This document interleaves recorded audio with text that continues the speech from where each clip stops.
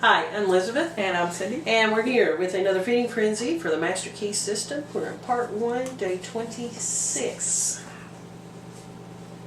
Alright, put your thinking cap on. Okay, got it. As there is only one consciousness in the universe that is able to think, it necessarily follows that your consciousness is identical with the universal consciousness. Or in other words, all mind is one mind. There is no dodging this conclusion. That's pretty definitive, isn't it? Yeah, but I don't disagree. You know, I think we talked about that on the last one was, there's, if God's in everything, then we all have the same mind. Mm-hmm. We all have one mind.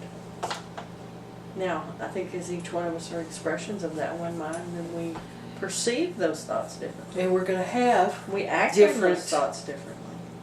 And, thoughts and perspectives. Right, and we have different likes and dislikes and passions, and we're all made different, but the same underlying foundational mind. Mm-hmm. So we are unique. But How can we unique- be unique and one at the same time? I go back to the ocean and the waves again. Each wave looks different, or snowflakes. They're all made of the same thing. It's all snow, but each one. Each one is different. You know, each of us are different. We have different likes and different passions and different dislikes and Mm-hmm. different personalities and different thoughts.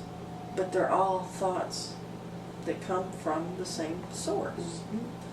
So the thought you have and the thought I have are perceived differently based on our perspectives. You know, just like you and I can look at the same thing and both describe it differently Mhm. because we have a different perspective Mhm. on it. Mhm. I remember one time in a therapy session or something, the lady held up, there was a group of us, and it might have been a Bible class or something. She held up a Post-it notepad, and she asked she went around the room and she asked everyone what they saw, and most people said pink paper or whatever. Mhm. And then she said, you know what I see? I see a typewriter, and I see a pencil, and I see all this stuff, and we were like, where's she from?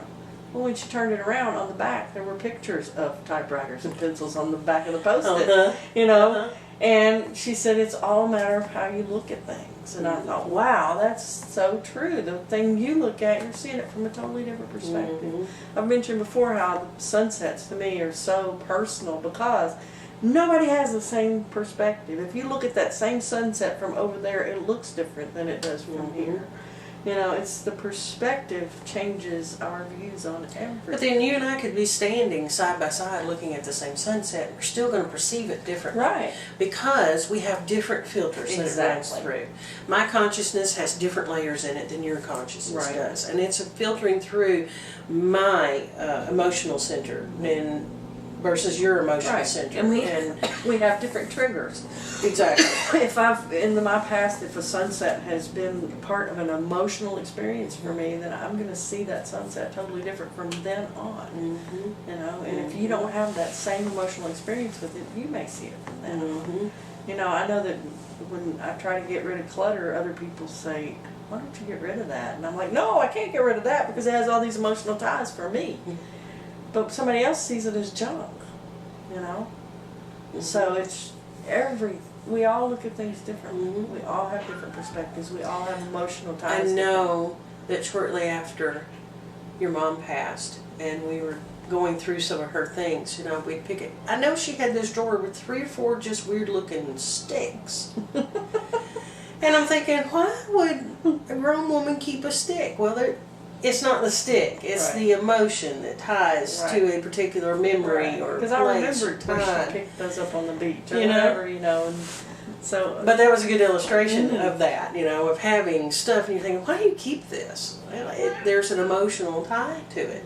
I know my grandmother, when we were going through a lot of her things when she got ready to move, I mean, she would keep things you'd think, oh my goodness, why didn't you throw this out? Like empty bread bags and the containers, the little plastic containers that cookies come in. And I'm not talking one, I mean, she had like 100 of them. But she never threw things away. She had a different consciousness. Mhm. She had that consciousness of lack. And if I never throw it away, I'm never in want. Right. Do you know what I'm saying? So she was in a different place. So she had a different emotional attachment to us. To us, Right. it was junk. It was like, Right. come on. I mean, this is ridiculous. Mhm. To her, there was an emotional attachment to it. Right. But it's still the same thing. It's still the same thought. And the basis of that Right. was still the one mind. Mm-hmm. Yeah. That Our still blows my mind. You know, Mhm. to think as a wave in the ocean that I can think as differently as I do, but we're all still of the same mind. Mhm. Mhm. Even the people in, you know, Iran and those places who think so differently than we do, underneath, we're all one. Well, their perspective is just different. Exactly. It's literally just different. And If the- we and were you coming know what? from a place of fear, then our actions would be different too. Right. It's not only perspective, but judgment too, Mhm. and experience, Mhm. and training. And there's so many things that we just judge and perceive the same thing differently. Mhm. You know, Mhm. it's really good stuff. It's just Cool. cool. Yeah. Sure. Shreen.